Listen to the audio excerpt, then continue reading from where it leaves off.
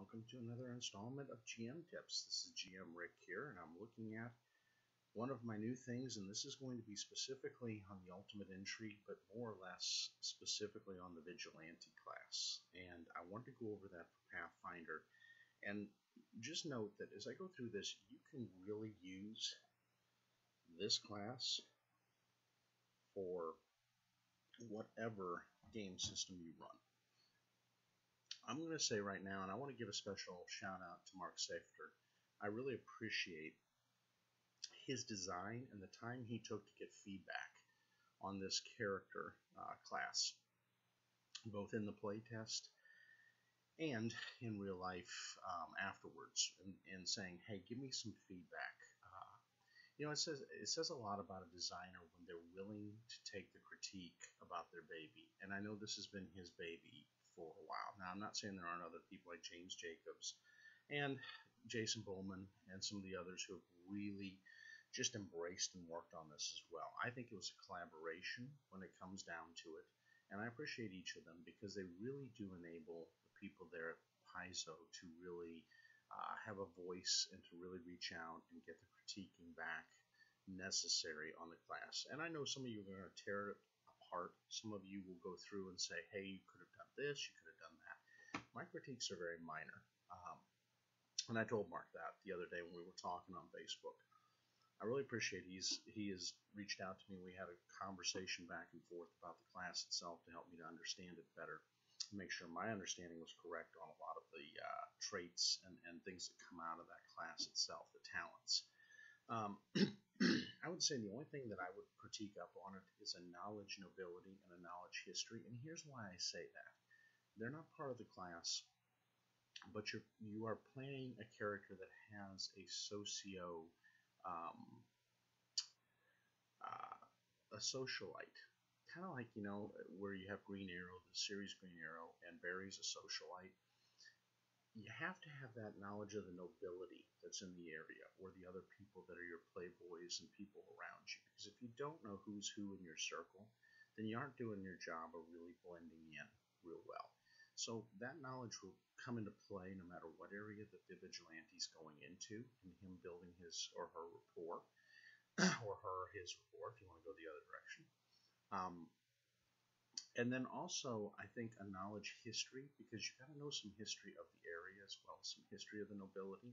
And yes, they kind of blend each other as skill sets, but in my mind, they're both very distinctly different as a GM. So I think having those in there would have been great, and having the bonuses that went along with them as class skills.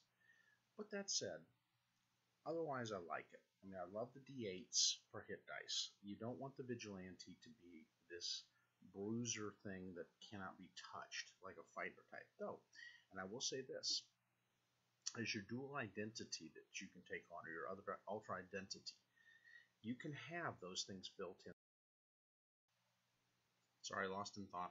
But what I'm saying is you can have like a fighter class, you can have a rogue class, you can have an investigator or inquisitor, or any of the other clerical classes. You can be a high priest in an order, or just a well-known priest of a priesthood in that area.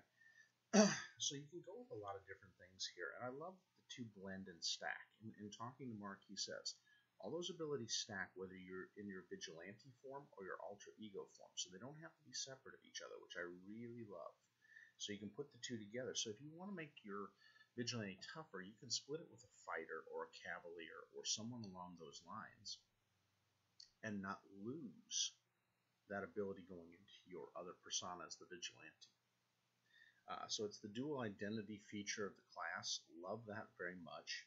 And if you take a look at things, the build is very,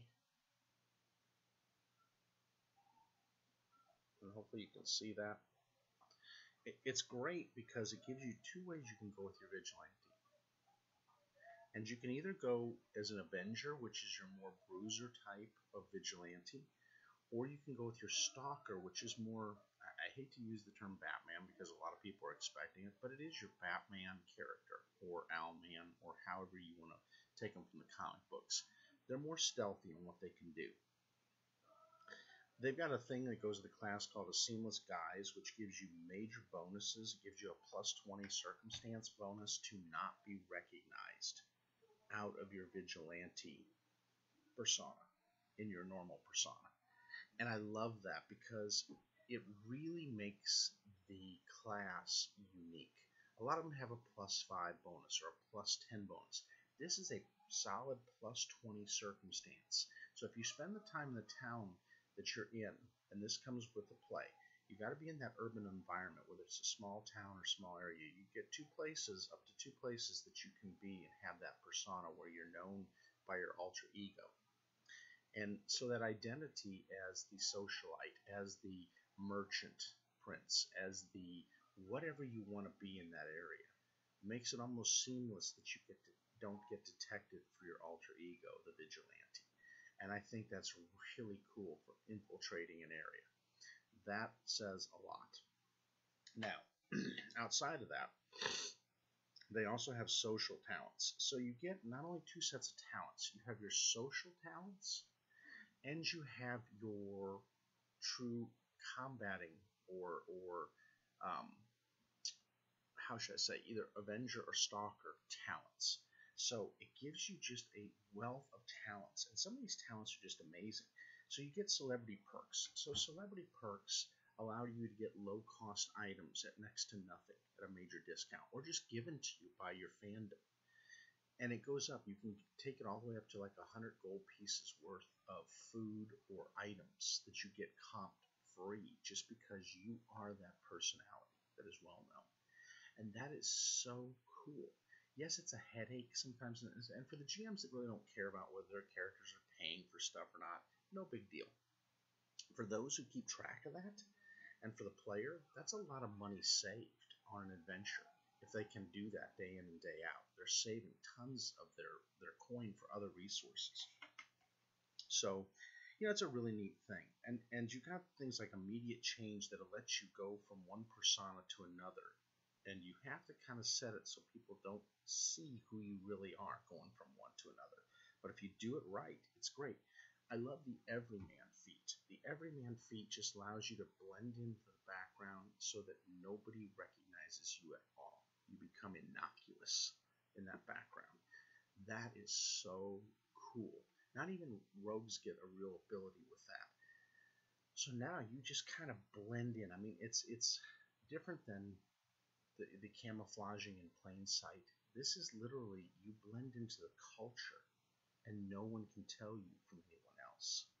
And that is so cool because especially if you don't want to be recognized by a baddie or a goodie, you don't have to be. And that's one of the really cool things about that. Many guises that allows you to have many personas, and it's kind of fun. A safe house. I love the safe house. So you can take a building in town and pick a certain area that, and this is determined by your class level as a vigilante, how many square feet.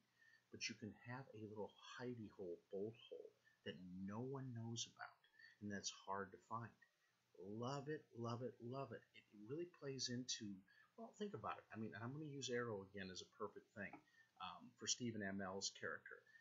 If you take a look at it, he's got his vigilante thing right under his sister's nose in the club underneath in the show. And I'm not giving anything away in saying that. It's just kind of a cool comparison of how that works and how to make that dynamic work in a fantasy game. So I love that they do that.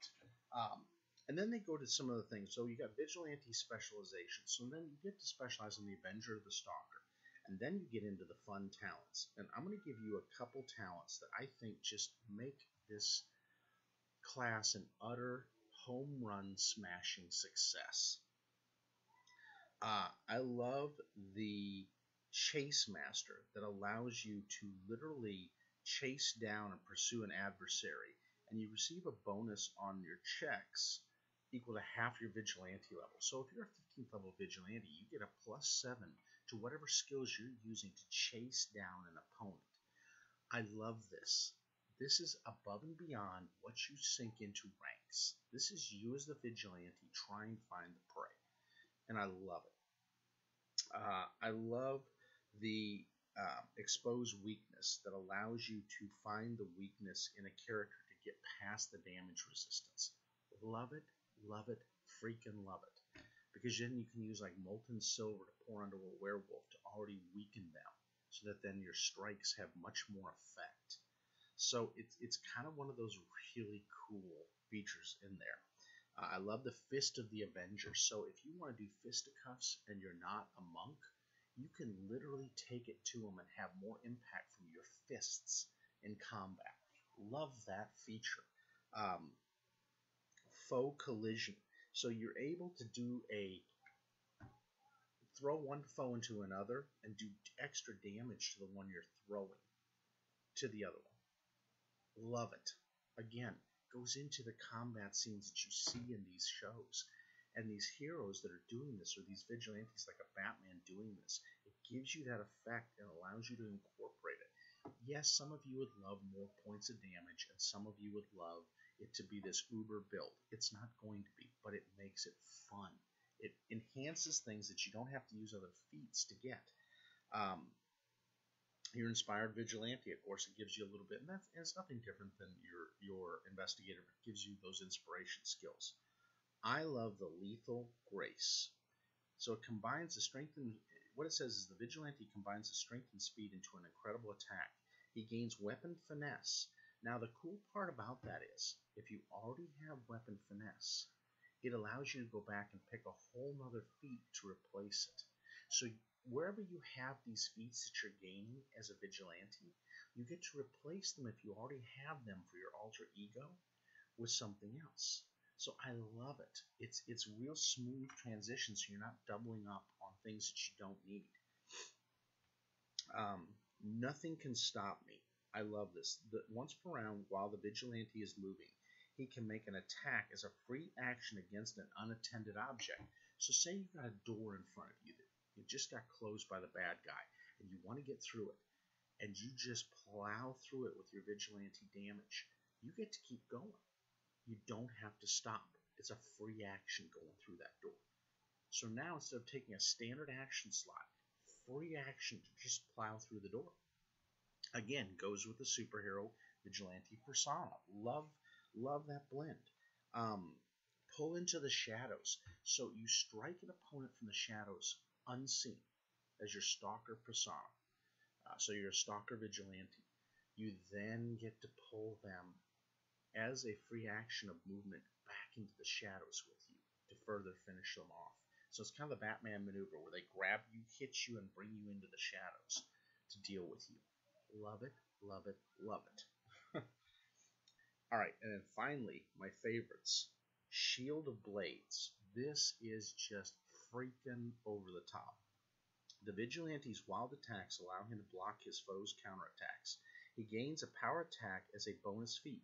If he already has power attack feat, he can immediately swap it for another feat for which he's qualified at the level he chose the power attack. When he takes the attack or full attack action, if he uses power attack on every attack in the melee attack that he uses melee attack, his strength bonus on the attack rolls, he gains a shield bonus to his AC the next time equal to the penalty on the attack rolls from the power attack. So say you use some things and pump it into power attack. That penalty for doing so then goes to your AC to protect you. So it's like you're swinging your blade around wildly and blocking every blow. That is so freaking cool. It's a neat perk, and it doesn't take away from you for doing the power attack. In fact, if anything, it makes it that much more fun. Now again, you got to take this at certain levels with certain of these, but this case, you don't need to. It's right away. And then the Shield of Fury. So you get a 2-weapon attack with your shield. So now you got your on-hand weapon and then your off-hand shield. And that becomes, you don't get the negatives. It's as if you have a 2-weapon attack using the shield. Really cool. And I love the armor as a skin thing. So basically, you get to wear your armor, and it starts out with light and medium. So you got a light or medium armor that you wear with your Vigilante. You get no negatives to your skills. It's as if it's part of your body. So I will read this to you because it's just a really cool thing.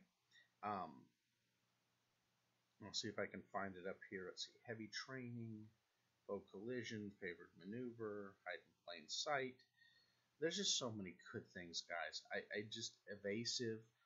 You get so much in there, and I'm probably missing it in here, but it is in here, and you'll have to look it up. And and you get returning weapons. Oh, this one's over the top. So the Vigilante has a signature type of thrown weapon that returns tip. Choose the type of thrown weapon, such as throwing axes. Whenever the Vigilante uses this type of weapon, it automatically returns as if it has the returning magic property. At 14th level, the Vigilante can choose the type of thrown weapon that is treated as ammunition, such as shuriken, and buys a set of at least 50 magical ammunition of that type. He automatically replenishes them at no cost and never, listen to this, never runs out. So you can keep tossing and tossing and tossing, and they get the magical effect of the most powerful one. See where I'm going with this? Now it's kind of really over the top cool. And it's cool when you face these guys as opponents because it's going to make them that much more tough to take down. I love the throat jab. So you get they got a thing called throat jab where you're doing a jab to the throat. Vigilante's hidden strike jabs an opponent to his throat, preventing the opponent from speaking until the Vigilante's next turn.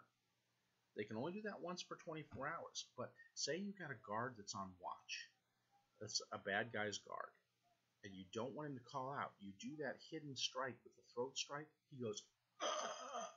And then you just let the party dismantle him.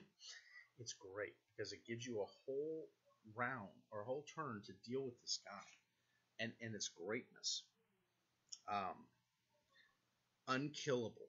Oh, this one's fun. The Vigilante gains a Die Hard as a bonus feat, though he does not have to meet the prerequisite for the feat. Big deal right there. At 6th level, he doesn't lose hit points when he takes a standard action while disabled. So you're disabled and you want to take a standard action. You don't go any more negative. It gets better. At 12th level, when he would have died from the hit point damage, he remains alive for 1 round before dying. And if his hit points rise above the negative amount to his constitution score before the round is over, he doesn't die. I've got a player in my group that this would work perfect for, that had this happen to him. And at 18th level, he is no longer disabled at negative hit points and can take a full round's worth of actions. Only the Avenger types can take this, but holy crap on a cracker. What fun. And they've got a lot of other things that go with the class, like Unshakable. Startling appearance. Love the startling appearance. You just appear out of nowhere like the Batman coming kind of out of the shadows, and it has effect. Frightening appearance. That stacks on the startling appearance, and then stunning appearance, which allows you to stun the opponent when you appear. So as you're going up levels, you get more and more amazing. And then finally, the Vengeful Strike. So all in all, I know I've hit a couple things here with this. Freaking amazing class, okay? And I know some of you are going to pick this class, but compared to everything else Paizo's brought out class-wise, nothing, and I'm saying this as a GM, nothing compares to this. Nothing. As a complete build. And with what you can make it into. You can truly become this superhero that so many of you want to become in the game. So you say, well, I want to be like Deathlock, or I want to be like Rogue, or I want to be like this one.